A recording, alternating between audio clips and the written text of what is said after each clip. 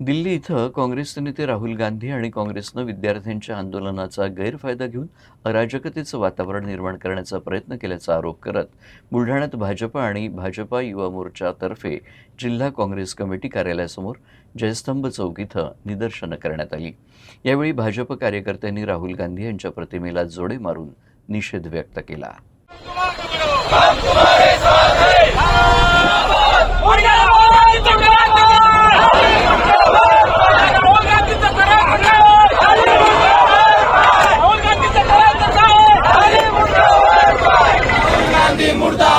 देश का नेता कैसा हो, नरेंद्र मोदी जैसा हो, देश का नेता कैसा हो, नरेंद्र मोदी जैसा हो। भारतीय जनता पार्टीचा विजय हो, भारतीय जनता पार्टीचा विजय हो। शिंदे साहब तुम आगे बढ़ो, हम तुम्हारे साथ हैं। मुर्दाबाद मुर्दाबाद राहुल गांधी मुर्दाबाद, मुर्दाबाद मुर्दाबाद राहुल गांधी मुर्दाबाद। भारतीय जनता पार्टीचा युवा मोर्चाच्या वतीने या ठिकाणी निषेध आंदोलन निदर्शने आंदोलन करण्यात आलेली आहे। काँग्रेस आणि त्यांचे समर्थक आज विद्यार्थ्यांच्या खांद्यावर बंदूक ठेवून जे गलिच्छ राजकारण करतायत आणि देशामध्ये अराजकता निर्माण करण्याचा जो प्रयत्न करतायत त्याचा आज आम्ही भारतीय जनता पार्टीच्या वतीने जाहीर धिक्कार करतो, निषेध करतो।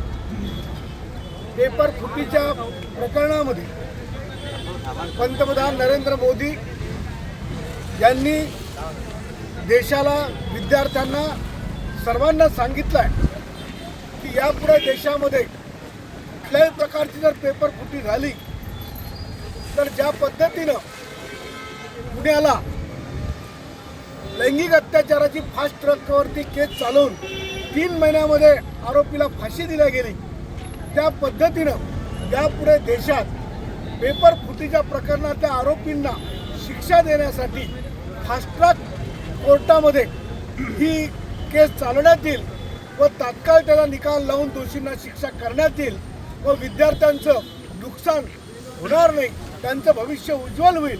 अशा प्रकारचे कठोर कायदे हे देशाच्या संसदेमध्ये आणल्या जातील। यामध्ये आपल्या देशाच्या पंतप्रधानाच्या सुरक्षामध्ये भंग करण्याचा प्रयत्न त्यांनी केला आहे।